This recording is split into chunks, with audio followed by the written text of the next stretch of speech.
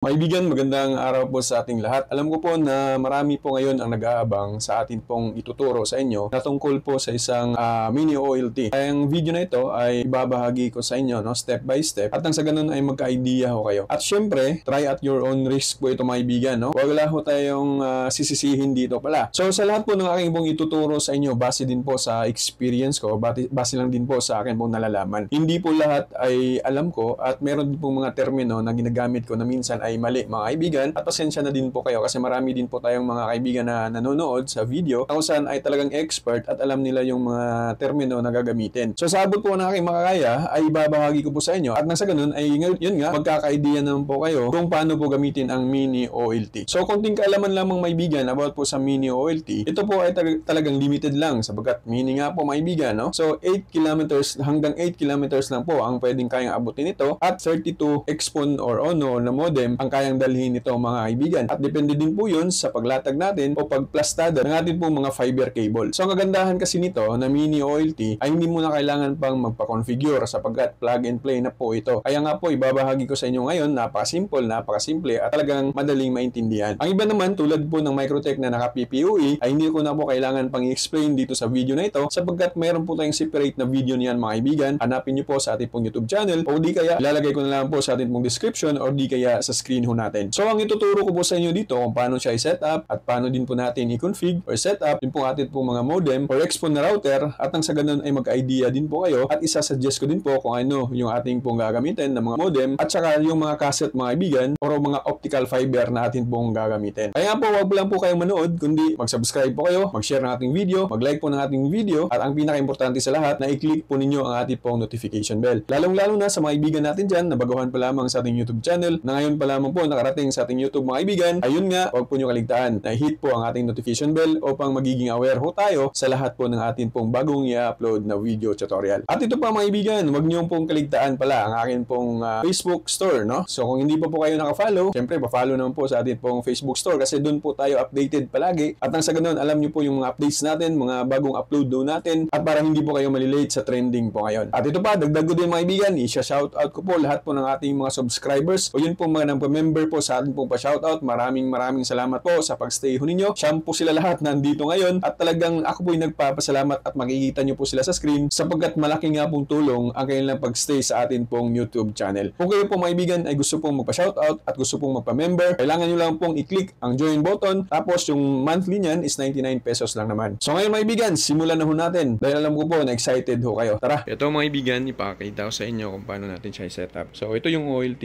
or mini GPON OLT natin. So yung isa dyan ay papunta sa ating Microtech kasi naka-PPOE ho ito. Kaya itong butas na to papunta sa unang butas ng ating kahit isang butas dyan. Tapos yung isa ay sa laptop ko yung pag-monitor natin sa apps niya, no? So ito naman, eto mga kaibigan, kasali na po itong phone na to sa ating pong orderin. So kailangan din po natin merong cassette. Eto. Okay, so ayan, meron po yung 8 port.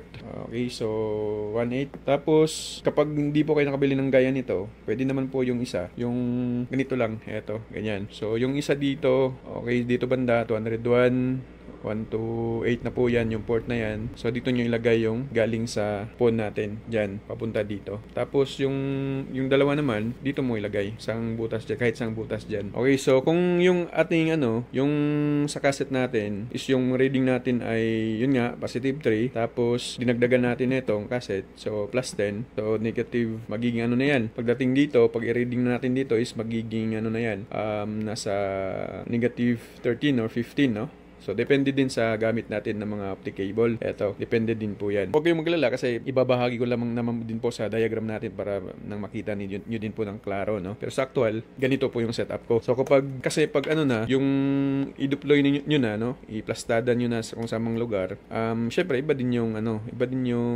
diagram na gagamitin. Pero ito ay napaka-basic lang at madali lang din naman na matutunan, no? Kung tayo, mga newbie tayo, baguhan nga po tayo tayo. Ang suggestion ko ito, meron nabibili nito, nalimutan ko kung saan ko yung nabili, basta nasa Facebook. Kung may alaman ay mag-comment lamang ho kayo kung saan natin to nabibili. Yung meron ng optic cable na dalawa, hindi gaya nito na wala pa, para hindi ka na mahirapan pa. Kasi pag ganito, so nag-proceed ka dun sa kabilang cassette naman na box mo, ito na yung gagamitin mo. Ito. Okay, so sa ngayon ay yung ating mga router, no? Xpon router natin, GPON to, pwede din sa ipon. Actually, GPON ng ating ginamit, no? Kaya GPON yung ating set dito. So dito lang yan. Tapos sa likod, yan. Diyan yan nakalagay. At ituturo ko sa inyo kung paano natin siya iset, no? Yung configuration nito, madali lang naman. Pakita ko din sa inyo yung apps kung saan ay namomonitor siya na online. Namomonitor siya online. Nakita nyo, dalawa. May bakante pa. Marami pang bakante dyan. So nakita nyo naman. So kung i-off ko itong isa, mag-offline po yung isa. So ayan, nakita nyo, offline yung isa, online yung isa. Kasi offline to, naka-offline. So i-on ko siya para magiging online yung ating isang router dito na Xpon router GPON, no? So maya-maya magiging online yan kapag boot pa kasi yan. Bagong switch on pa natin, no? So makita natin dito maya, magiging online po yan. So marami pang bakante. So yun lang, ganun lang ang kasimple ang setup natin. ISP, papunta dito sa port 1 ng Microtech, tapos port 2 na PPOE, papunta dito sa ating mini OLT GPON. Tapos sa PON naman niya ay papunta dito sa ating sa cassette natin na may 8 port. Tapos sa 8 port naman na yan, dyan natin nilagay yung optic cable papunta dun sa ating router. So ganun lang siya kasimple i-set up, no? So ito, balik tayo. Ayan, nakita nyo online na kasi ready na po yung atin pong itong router na to. Ito ay naka PPOE. Ang set ko nito is 5 Mbps. Ito naman ay 10 Mbps. So again, pakita ko sa inyo sa computer. Tara. Yung gagawin natin mga kaibigan ay una, i-download natin ang files na ito ng mini GPON OLT. Kasi kailangan to para ma-monitor natin yung atin pong mga routers na gagamitin or yun pong atin pong mga modem, no? So, syempre, makukuha ho ninyo ito kapag binisitahan ho ninyo yung atin pong Facebook store. Wala kayong ibang gagawin mga kaibigan, kundi basahin nyo lang po ang description kung paano po makuha ang files na ito. So, ganun lamang po siya kasimple, no? So, syempre, huwag nyo kaligtaan na mag-subscribe ng ating video, mag-like, mag-share po ng ating video. Tapos, pag na-download nyo na po ito, meron pong mga instructions dito, ayan. Pwede nyo pong basahin para hindi po kayo magkamali. Pero napakadali lang din naman. So, halimbawa na download na po ninyo, syempre, extract ko ninyo. Pagkatapos ma-extract, ito na po yan. Ito. So, kailangan nyo din na itong Wireshark dito, i-install ninyo sa inyo pong computer or laptop. Tapos, pagkatapos nan, punta tayo sa ating UPG. Okay? Tapos, ito na yan. Pag na-extract natin, double-click na natin, tapos open. So, mag-pop up lang po itong na ito para makita natin. Wait lang natin na mga ibigan. Ayan. So, ito na yung makikita natin sa atin pong monitoring. Ipapaliwanag ko mamaya sa diagram kung paano, no? So, dito sa 0, 1, ayan, need mo lang yan i-activate. Tapos, automatic na po yan, sunod-sunod na po yan kapag meron pong nakalagay na mga modem, no? Sa system. So, malidetect na po yan dito.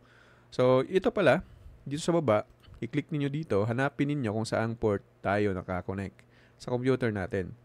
For example, dito ako nakakonect sa etong port na ito. I-click ko lang yan. Halimbawa lamang. So, kapag sigurado ho kayo na yan po yung port na connection ng ating papunta sa ating pong OLT, ay i-click nyo lamang po ang click to start. Ayan. So, pag click to start na, so doon nyo po i-activate yung 0 or di kaya ay 1. So, pag na-open na po yung modem, kung wala pong mali doon sa connection natin, makikita na po natin yan dito na naka-online. Okay? So, kung offline naman, makikita din natin. So, ganun din yung kagandahan kasi mamonitor natin sila kung may problema yung isang NAP natin, no? Or yung linya natin. So, yun lang. Ganun lang siya simple. Yun yung una nating gagawin sa pag-set up ng atin pong OLT mga kaibigan. So, next step po tayo. So, next step mga kaibigan na atin mong gagawin ay i-set up natin po yung atin pong mga routers, no?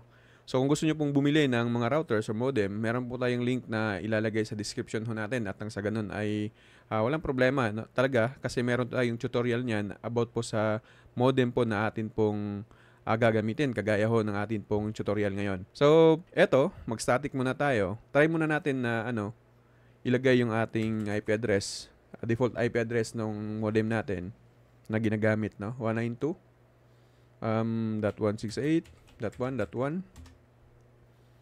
So, ayan, naka-connection is not private. So, kailangan natin mag-static maibigan para yan yung ma-open natin kasi kapareho po siya ng IP address ng modem ng PLDT. So, static tayo. Punta tayo sa, alam ko naman na alam po ninyo ito. So, Internet Protocol version 4. Click ang use the following IP address. 192.168.1. Tapos, kahit ang number dyan, hindi lang 1, 5. Lagay natin dyan.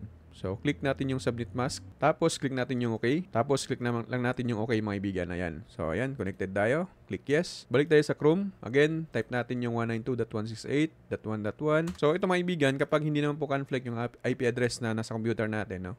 Pwede na din pong hindi natin i-static. Okay, so ito na yun. Admin, yung kanyang default password, username and password, admin din. Tapos, click lang natin yung login. So, dito tayo mapupunta. Tapos, click natin yung network. Ito pa yung administration. Click administration. Tapos, punta tayo dito sa system management. Tapos, phone mode switch. Click natin yan. Siyempre, GPON po yung mini PC natin. Mini GPON pala, OLT. Click natin yung GPON. Kasi nakaset yan as a PON or auto. So, GPON natin yan. Tapos, click submit. Click natin yung submit. Pagkatapos niyan, mga ibigan, punta tayo sa network. Dito naman sa network, ayan. So, delete ko muna itong isa. Delete ko muna yan para makita nyo. Ito yung makikita natin. So, click lamang yung ito, banda. So, dapat naka-create one connection po yan. Pag merong sobra dyan, ibig sabihin may nagawa na po. I-delete natin yan. Yun yung ginawa ko kanina. So, lagay natin dito, syempre, PPPoE. Tapos, service list, lagay natin dito sa internet. Ayan. Ayan. Tapos, yung port binding, open natin yung LAN 1 and 4 sa atin pong router. Tapos, click natin yung SSID 1. Tapos, dito naman, i-untag natin yung VLAN kasi wala na pong VLAN mga ibigan. Yun pong GPON natin. Plug and play na po talaga, no? Ito yung kagandahan. Tapos, username, yun yung PPPoE natin. So, lagay ko dyan, Bendo1, kasi yan yung kadalasang nilalagay ko. Yung password ko naman is 12345 para mas madali. Ayan, dapat meron po kayong Microtech na naka-PPoE. Tapos, click create. Create lang natin. So, ayan, tapos na. Ganun lang po mga ibigan. Napakasimple lamang po. So, kung wala pong internet connection, ayan, kasi nakalagay po dito mga ibigan, district code is correct. So, phone mode is GPON. Kung hindi po yun nabago, i-restart ho ninyo ang modem or ang inyo pong router para magkaroon ho tayo ng internet. Kung sakali lang na wala pong internet na lalabas. So, ganun lang po siya kasimple sa pag-set up nitong ating modem na ito. Kaya kung bibili ho kayo, again, meron ho tayong link sa description or nasa comment section ho natin. Bisitahin nyo lamang po at yan po ang bilhin ninyo. So ngayon, next step ho tayo. So ito na po yung diagram natin mga ibigan sa pinakita ko kanina na live, no? Doon po sa mismong na-testing natin sa atin pong setup. So ito yun, no? Para maklaro ho natin. So kailangan meron tayong Microtech or Hex na naka-PPPoE, ayan. Siyempre, meron tayong internet na gagamitin. So, yung connection niya, diretso tayo. From internet, UTP cable gamitin, papunta dito sa port 1 ng ating hex. Siyempre, lahat po yan ay naka-PPoE or depende sa atin kung gawin nating LAN yung iba dyan. So, yung PPoE dyan is, ayan, sa number 2. Lagyan natin ng UTP cable papunta dito sa etong port na ito. RG45 port na ito. Kasi dalawa po yan mga ibigan. Yung isa naman, papunta dun sa laptop or computer natin para ma-monitor natin. Ma-open natin yung app. Ito yon. Yung kaninang pinakita ko sa inyo, dito yun natin makikita. Okay? Tapos, ito naman sa PON niya, itong PON, kasali na po ito kapag bibili natin. Yan po yung optic cable, no? Or di kaya fiber cable kung malayo na yung paglagyan ninyo ng inyo pong first snap or first cassette. So, ito naman, from cassette, ito po ay may 8 port, no? So, 1 times 8 to. Ito ay PLC splitter. So, kahit sang butas mo dyan, ay pwede nating lagyan papunta sa mga modem ho natin. Itong mga modem natin. Yan yung na-set up natin kanina, na-config natin kanina. Okay? So, itong red line na ito po ay fiber cable kung malayuan na po. For example, nasa 1 kilometer, 2 kilometers, siyempre gagamit tayo ng fiber cable. Pero kung malapit lang naman, nasa harap lang natin yung yung modem, gamitan lang natin ng optic cable, fiber cable.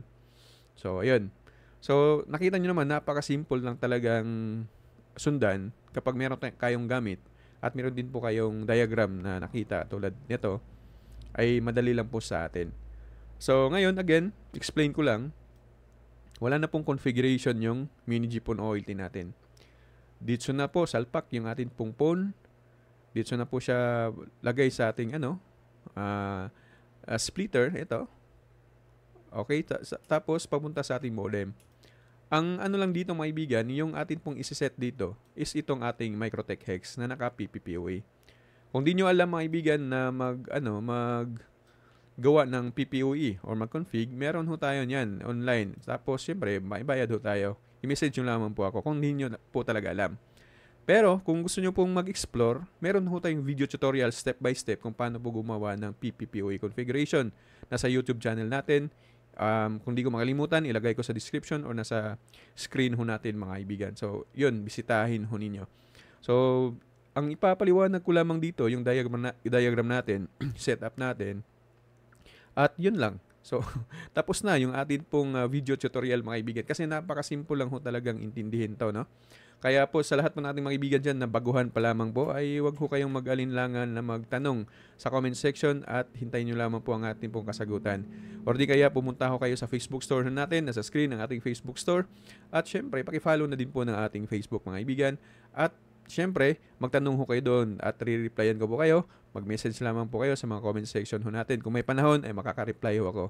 Pasensya po sa lahat po ng hindi po natin nare-replyan at hindi ho natin nasasagot sapagkat yun nga po maibigan ay isa lamang ho tayo at minsan naman ay talagang napaka-busy ho natin. So again mga kaibigan, sa lahat po ng ating mga kaibigan dyan na bago pa lamang po sa ating pong YouTube channel, huwag ho nyo kaligtaan na mag-subscribe, mag-like ho na ating video, mag-share ho na ating video at ang pinaka-importante sa lahat na i-click ho ninyo ang ating pong notification bell. At lalong-lalong na po sa lahat po ng ating mga kaibigan dyan na matagal na pong nakatambay sa ating pong YouTube na hindi man po sumusuporta sa ating pong YouTube channel. Again mga kaibigan, magandang araw po sa ating lahat and God bless us all.